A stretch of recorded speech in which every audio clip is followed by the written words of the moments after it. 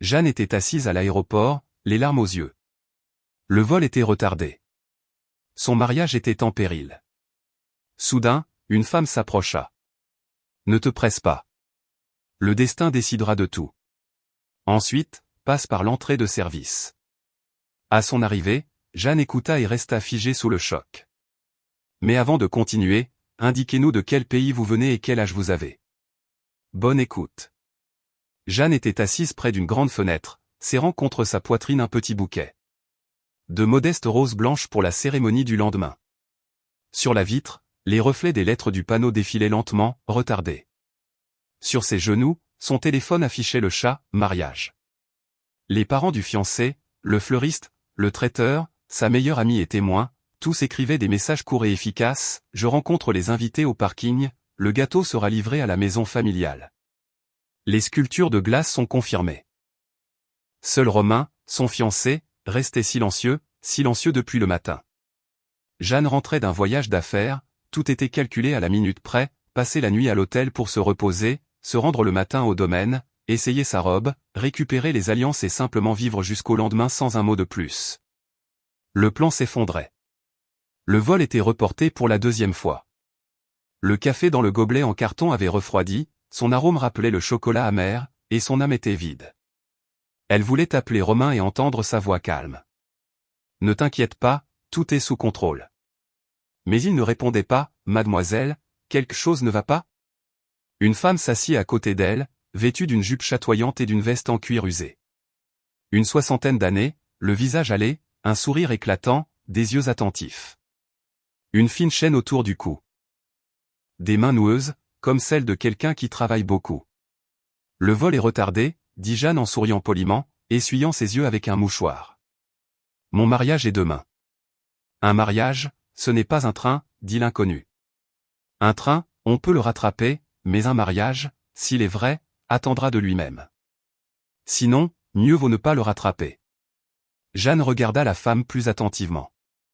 Elle ne lui tapotait pas l'épaule et ne la plaignait pas bruyamment, ne lui proposait pas de lire les lignes de la main, elle était simplement assise là comme si elle avait toujours été là. Je suis Marie, se présenta la femme. Je vais voir ma petite fille, et toi, ne te presse pas encore. Et souviens-toi, quand tu arriveras, ne passe pas par l'entrée principale, mais par l'entrée de service. Tranquillement, sans bruit. Tu verras ce que tu dois voir. Comment savez-vous cela? Jeanne fut surprise et sourit. D'accord, qu'il en soit ainsi. Merci, Marie. Ce n'est pas à moi de me remercier, fit la femme d'un geste de la main. Tu remercieras la vie quand tu comprendras pourquoi elle t'a retenu. Le haut-parleur annonça que l'embarquement commencerait dans 40 minutes. Jeanne se leva, la remercia encore et se dirigea vers la sortie. Elle se retourna. Marie parlait déjà à un garçon en casquette qui avait peur de voler. Elle était assise droite, le dos droit, le regard chaleureux. C'est une bonne personne, pensa Jeanne. Que sa petite fille soit en bonne santé. L'avion finit par décoller. Au-delà du hublot, les nuages s'étiraient lentement, comme de la ouate légère. Jeanne ferma les yeux, mais le sommeil ne venait pas. Les derniers mois et la dernière semaine lui revenaient en mémoire. Romain avec son téléphone, toujours au travail. Les brefs, je te rappellerai plus tard. Les réunions, les rendez-vous importants.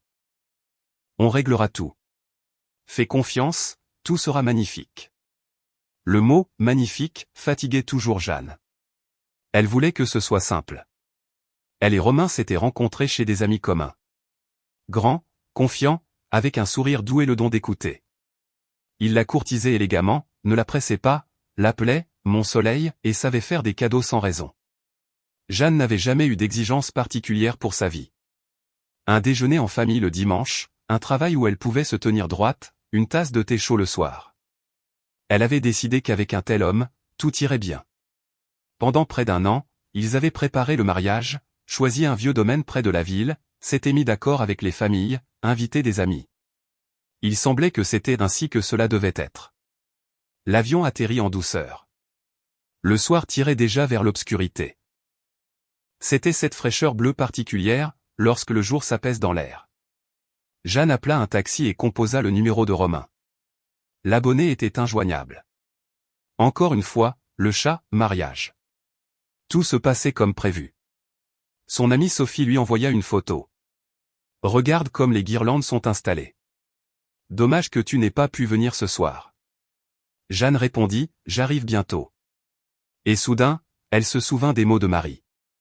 Tu entreras par l'entrée de service. Une bêtise, bien sûr. Et pourtant, pourquoi ne pas regarder le domaine différemment? Tranquillement, sans musique ni toast. Le taxi tourna sur un chemin de terre. Les lampadaires éclairaient l'entrée. Le gardien fit un signe de tête. Jeanne demanda à s'arrêter près de la petite porte d'à accent grave côté, celle qui menait aux dépendances. Enfant, elle s'y serait certainement faufilée par curiosité. Maintenant, c'était une étrange impulsion intérieure. Son cœur battait plus vite que d'habitude. L'arrière-cour d'un domaine a toujours un aspect différent de l'entrée principale. Ici, ça sent l'herbe et le métal chaud. Ici, il y a des seaux, des brosses rangées. La lumière de la cuisine tombait sur le chemin en un rectangle. La porte de la salle était entr'ouverte. Des voix étaient clairement audibles, une répétition, de la musique, des rires. Jeanne fit un pas de plus, puis un autre. Demain, l'essentiel est de ne pas faire de bêtises, dit la voix familière de Romain. On signe les papiers et c'est tout. Ensuite, on divorcera tranquillement dans quelques mois, calmement, sans scandale. Je dirais que nous ne nous sommes pas entendus. L'important est que maman soit rassurée et que les affaires ne souffrent pas, tu penses qu'elle ne remarquera rien. Une autre voix riait. Sophie, son amie d'enfance, témoin au mariage, la personne que Jeanne appelait quand elle n'allait pas bien. La voix de Sophie, légère, avec son rire habituel à la fin des mots. Elle y croit, dit Romain sans méchanceté, mais avec une froide assurance. Elle a besoin de l'ambiance familiale. De la simplicité. C'est plus pratique. L'essentiel est que nous clôturions le contrat avec les partenaires dans un mois, et c'est tout. Et moi. La voix de Sophie devint plus douce. Combien de temps serais-je la demoiselle d'honneur? Ne tente pas le destin, répondit Romain paresseusement. Pas maintenant. D'abord les papiers. Ensuite, nous comprendrons par hasard que nous nous aimons depuis longtemps. Il versa du champagne. Un léger cliquetis de verre, le son du verre était audible depuis la porte. Tu sais attendre, n'est-ce pas? À ce moment-là, Jeanne eut froid. Froid non pas à cause de l'air nocturne, mais parce que son monde familier, comme un vieux miroir, s'était fissuré. Elle se tenait immobile, comme une pierre. Pas un cri, pas une larme. Une seule pensée dans sa tête, tranquille. Derrière la porte, Romain dit quelque chose d'autre. À propos des invités, du traiteur, de la beauté de tout cela. Sophie riait. Un rire familier depuis l'enfance et pourtant si différent. Jeanne recula. Le bruit de la cour s'intensifia soudain, comme le tonnerre après un éclair. Le froissement de l'herbe, le grincement de la petite porte, le crissement du gravier sous ses talons. Tout devint clair, net. Par l'entrée de service, lui revint en mémoire. Alors c'était ça. Elle composa le numéro de l'administrateur du domaine. Bien sûr, tout peut être reporté. Non, annulé. Je comprends. Dommage. Je comprends. Jeanne parla calmement, demanda qu'on lui envoie la facture, s'excusa auprès du personnel qui était déjà au travail. Elle raccrocha et appela ses parents. À sa mère, brièvement, maman, il n'y aura pas de mariage demain. Je t'expliquerai. Tout va bien. Une pause à l'autre bout. Une inspiration, un soupir. Ma chérie, viens. Son père ne répondit pas, il dormait. Et tant mieux. Ensuite, elle ouvrit le chat, mariage, et écrivit, chers amis, je suis désolé. L'événement est annulé. Les raisons sont personnelles. J'expliquerai à chacun séparément plus tard. Elle mit le téléphone en mode silencieux et quitta la messagerie. Le téléphone vibra comme un SM désespéré, mais elle ne répondit pas. Son âme était en ordre, aussi simple que la cuisine d'une bonne maîtresse de maison. Les casseroles à leur place, la bouilloire sur la cuisinière, les allumettes dans le tiroir. De l'obscurité, une femme avec un plateau apparut sur le chemin. Elle vit Jeanne et demanda doucement, « Puis-je vous aider ?» Non, merci, répondit Jeanne tout aussi doucement. Vous êtes la mariée, devina la femme, la regarda plus attentivement, hocha la tête et, sans attendre de réponse, ajouta, le bonheur n'attend pas, et le malheur encore moins. Si besoin, allez voir le gardien à gauche, il vous laissera passer jusqu'à la grille. Merci, dit Jeanne. Et pardon. Pourquoi faire, s'étonna la femme. Chacun est responsable de ses actes. Jeanne se dirigea vers la petite porte. Le ciel s'était légèrement voilé. Le vent chaud sentait l'herbe et quelque chose de doux, comme la vanille. Elle releva le col de son manteau et sortit sur la route. Elle ne commanda pas de taxi, elle marcha jusqu'à l'arrêt. Ses pieds connaissaient le chemin d'eux-mêmes. Le matin était clair. Le téléphone explosait. Romain, sa mère, Sophie, des amis, sa tante de Lyon qui avait déjà acheté les billets. Les messages s'entremêlaient. Comment as-tu pu? Que s'est-il passé? Parlons-en. C'est un malentendu. Tu as tout mal compris? Pardonne-moi. Repartons de zéro. Jeanne coupa complètement le son, prit une petite valise et partit chez ses parents. Sa mère ouvrit la porte rapidement, l'embrassa fort, comme dans son enfance après sa première chute de vélo. Elle ne posa pas de questions tout de suite. D'abord, elle prépara du thé, posa sur la table un gâteau au beurre, enleva les miettes d'un revers de main. Eh bien, raconte, dit-elle calmement. D'abord brièvement, puis autant que tu voudras. Jeanne raconta brièvement. Sa mère écouta en silence, ne s'exclama pas et ne se fâcha pas. Puis elle soupira et prononça, c'est une bonne chose que ce soit aujourd'hui et non dans un an. Et c'est une bonne chose que tu sois venu toi-même et non que tu aies appelé de l'hôpital en pleine crise de nerfs. Le reste n'est que détail, crois-moi. C'est juste dommage que cela ait causé des inconvénients à tout le monde. Jeanne sourit du coin des lèvres. Je m'inquiète pour le personnel, pour les invités. Je n'aime pas le mot dommage, répondit sa mère. Il est toujours pour les autres, jamais pour soi. Il n'est pas interdit de s'apitoyer sur son sort, si c'est justifié. Mange encore un morceau, et ensuite appelle ce que tu veux. Les autres attendront. Son père rentra du travail pour le déjeuner, enleva sa casquette, écouta près de la bouilloire et dit simplement, si ce n'est pas la bonne personne, ce n'est pas la bonne personne. Ça ira mieux après. Ceux qui ont la tête sur les épaules sont bien ancrés. Tu es forte. Tiens bon. Le soir, les appels se turent. Sophie envoya un long message. Pardonne-moi. Je ne sais pas comment c'est arrivé. Je me suis perdu. Je ne voulais rien. La vie est compliquée. Lui et moi. Jeanne lut jusqu'au milieu et ferma la fenêtre. La vie est compliquée. C'est une phrase qui cache souvent la trahison. Elle ne voulait pas devenir un juge. Elle mit simplement un point final. 2 jours plus tard, Jeanne retourna en ville, écrivit à l'administrateur, facture à mon nom. Elle reçut un remerciement sec, envoya le virement, se sentit soulagée. Les choses reprirent leur cours, travail, cuisine, livres. La nuit, elle rêvait de l'aéroport, de la salle d'attente avec ses fauteuils moelleux et du panneau sur lequel était écrit « On ne sait pourquoi, vivre ». Elle se réveilla avec un léger sourire. Une semaine passa. De sa vie habituelle disparurent les appels de Romain, les émoticônes de Sophie, les discussions sur la musique, sur le gâteau. Le dimanche, Jeanne alla au parc simplement pour être au calme.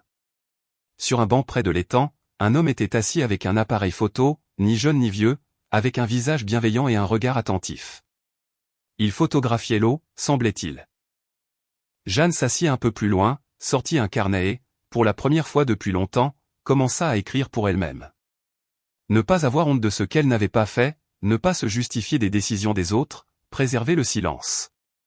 Je peux vous poser une question, entendit-elle à côté. L'homme s'approcha et sourit. Je réalise un projet sur la ville le matin. Le cadre doit inclure des gens, mais pas en regardant la caméra, plutôt dans leurs pensées. Puis-je vous photographier ainsi, de dos, en train d'écrire? Je ne touche pas les visages, seulement les silhouettes. Oui, acquiesça Jeanne. Mais s'il vous plaît, enlevez le carnet du cadre. C'est personnel. Bien sûr. Il s'accroupit pour que l'objectif soit au niveau de l'eau. Je suis Antoine. Jeanne. Vous aimez ici, demanda-t-il entre deux déclics.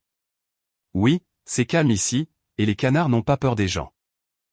Les canards sont intelligents, sourit Antoine. Ils sentent instantanément qui vient avec du pain et qui vient juste faire du bruit avec un sac.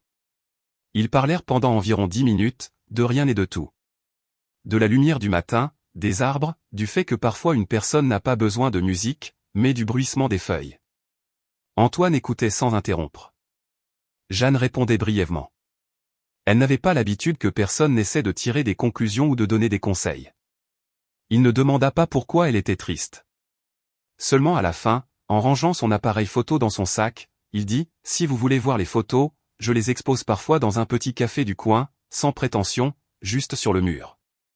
Venez, ils y font un bon thé au thym. » Je noterai pour le thé, sourit Jeanne.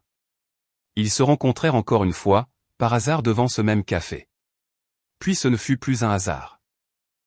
Antoine se révéla être photographe dans un journal local, libre, discret et très mesuré dans ses paroles.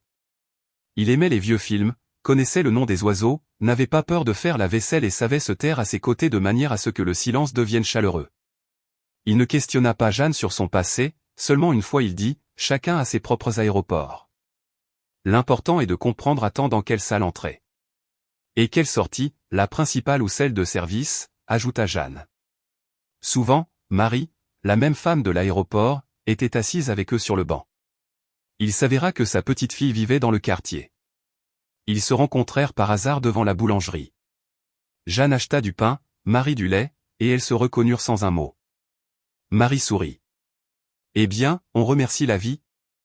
Jeanne hocha la tête. Marie venait parfois un instant, apportait des pâtisseries et disait ces phrases simples et justes. « Si tu te sens mal à côté de quelqu'un, ce n'est pas ta personne, c'est ton erreur. Corrige-la et vice. » À l'automne, Jeanne changea de travail, passa dans une petite maison d'édition où la ponctualité et la gentillesse discrète étaient appréciées. Les jours devinrent réguliers. Elle se souvenait souvent du domaine non pas avec douleur, mais avec une connaissance sereine. J'ai eu de la chance d'être dehors. Rien ne s'était arrangé entre Sophie et Romain.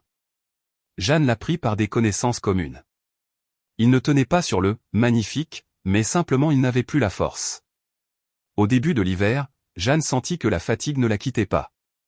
Le soir, elle avait la tête qui tournait, le matin, elle voulait dormir plus longtemps. Elle mit ça sur le compte du temps. Sa mère, l'entendant au téléphone, dit seulement « chez le médecin et sans héroïsme ». Jeanne fit des analyses, alla chez le médecin et entendit un doux « félicitations. Tout va bien. La grossesse est jeune, mais le bébé se développe. » Le cabinet sentait la camomille et quelque chose de pur. Jeanne souriait, pour la première fois depuis de longs mois, pleura. Non pas de ressentiment, mais de bonheur et de soulagement. La douleur du passé recula comme le brouillard au soleil. Antoine lui tenait la main lorsqu'ils sortirent de la clinique. Il ne dit pas « je l'ai toujours su ». Il dit seulement « merci ». Et Jeanne comprit que ces 5 lettres étaient plus importantes que toutes les promesses. Un jour, en rentrant chez eux, ils s'arrêtèrent devant un kiosque à fleurs. En vitrine, il y avait de modestes roses blanches, les mêmes que Jeanne avait tenues autrefois à l'aéroport. Elle les regarda et sentit qu'une porte s'ouvrait dans sa mémoire. Le panneau avec « retardé ». Marie en jupe chatoyante. Par l'entrée de service. L'obscurité chaleureuse de la cour, les voix, le silence. Puis, oui, la route. Maman, mange encore un morceau. Papa, tiens bon. L'étang et les canards. Le café, l'appareil photo, le banc, le thé au thym. Le médecin aux yeux bienveillants. Les remerciements d'Antoine. On les prend, demanda Antoine, en désignant les roses. On les prend, dit Jeanne, pour la maison. Ils continuèrent leur chemin, sans se presser. La soirée était calme et claire. Au tournant de leur maison, Jeanne aperçut une silhouette familière près de l'arrêt. Romain. Il se tenait seul, son téléphone à la main, le visage vide. Il les vit et s'immobilisa. Son regard glissa vers le ventre de Jeanne. Pendant une seconde, il y eut dans ses yeux ce qui avait été autrefois de la chaleur. Il ouvrit la bouche, comme s'il voulait dire quelque chose, mais ne fit qu'acquiescer. Confusément, sans force. Jeanne hocha la tête en retour, ni amicalement, ni froidement, juste humainement. Puis elle se tourna vers Antoine, le prit par le bras et continua son chemin. Derrière elle restait un homme avec qui l'essentiel ne s'était pas produit, la simplicité et la vérité. En hiver, ils achetèrent un petit berceau, une couverture douce, des langes colorées. Marie apporta une amulette, un petit sachet de lavande, non pas contre le malheur, mais contre les mots vides. Sa mère tricota un bonnet. Son père vissa silencieusement une étagère et vérifia les fenêtres. Antoine imprima une photo de l'étang avec des canards et l'accrocha au-dessus de la commode. Au dos, il écrivit au crayon « La maison, c'est quand c'est calme et chaud ». Quand la petite fille naquit, Jeanne la prit dans ses bras et comprit que le monde était à la fois plus grand et plus petit. Plus grand, parce qu'une nouvelle vie était apparue. Plus petit, parce que tout le superflu s'était maintenant retiré. Ils appelèrent la petite fille Élise. Le nom s'y adapta facilement. Marie vint le 3e jour, caressa la joue d'Élise, sourit et dit doucement « Regarde comme elle respire ». Régulièrement, cela signifie que la maman est calme. Jeanne sourit en retour. Elle se souvint de l'aéroport et pensa que parfois un retard n'est pas une punition, mais un cadeau. Un cadeau sous forme de temps pour pouvoir voir ce qui est caché derrière le rideau. Au printemps, ils achetèrent à Élise sa première poussette avec des roues souples. Ils se promenèrent dans le parc, écoutèrent le chant des oiseaux et se réjouirent du fait que les canards étaient vraiment intelligents, nageant directement vers ceux qui venaient non pas pour faire du bruit. Antoine photographiait les petites mains et les yeux de Jeanne. Il y avait maintenant en eux un tel silence qui n'existait pas auparavant. Le silence de la certitude. Un jour, en passant devant le domaine, Jeanne s'arrêta devant le portail. Le soleil brillait, des enfants couraient sur le chemin, des rideaux flottaient aux fenêtres. Elle resta une minute, prit la main d'Antoine et dit « Allons-y ». Ils firent le tour, passèrent devant la cuisine, jetèrent un coup d'œil dans la cour. Tout était différent. D'autres personnes, une autre musique. La petite porte était la même. Jeanne sourit. « C'est bien ici. C'est ici que j'ai compris que l'on pouvait faire un pas en arrière pour ensuite en faire 10 en avant. » Merci à celui qui a dit par l'entrée de service, répondit Antoine. Merci, acquiesça Jeanne. Ils rentrèrent chez eux. Sur la table, il y avait un vase avec des roses blanches. Maintenant pour la maison, pas pour une cérémonie. À côté, un carnet. Sur la première page, 3 lignes écrites distinctement, ne pas se précipiter là où l'on n'est pas attendu. Ne pas se justifier des décisions des autres, prendre soin de ceux qui sont proches et des mots qui guérissent. Le soir, Jeanne mit la bouilloire, versa le thé au thym dans les tasses, arrangea la couverture sur le berceau d'Élise, s'assit à côté d'Antoine sur le canapé et dit doucement « Maison ». Maison, répéta-t-il. Et dans ce court mot tenait tout ce qui avait été avant et après, l'aéroport, le retard, l'entrée de service, le silence, les canards, l'appareil photo, le banc, les moufles sur le radiateur, l'odeur du lait, la douce lumière de la veilleuse. Tout ce qui rend la vie réelle, sans toast bruyant et mots coûteux, avec une simplicité si difficile à cultiver, mais qui tient le plus solidement. Si un jour on demande à Jeanne si elle croit au destin, elle sourira et répondra « Je crois qu'il faut parfois s'asseoir, pleurer, attendre et ensuite ne pas passer par l'entrée principale pour voir la vérité à temps. Et après, c'est à toi de choisir, rester ou avancer. J'ai choisi d'avancer. » Et elle continuera son chemin d'un pas tranquille, celui d'une personne qui a l'essentiel, ses proches, sa maison et sa tranquillité.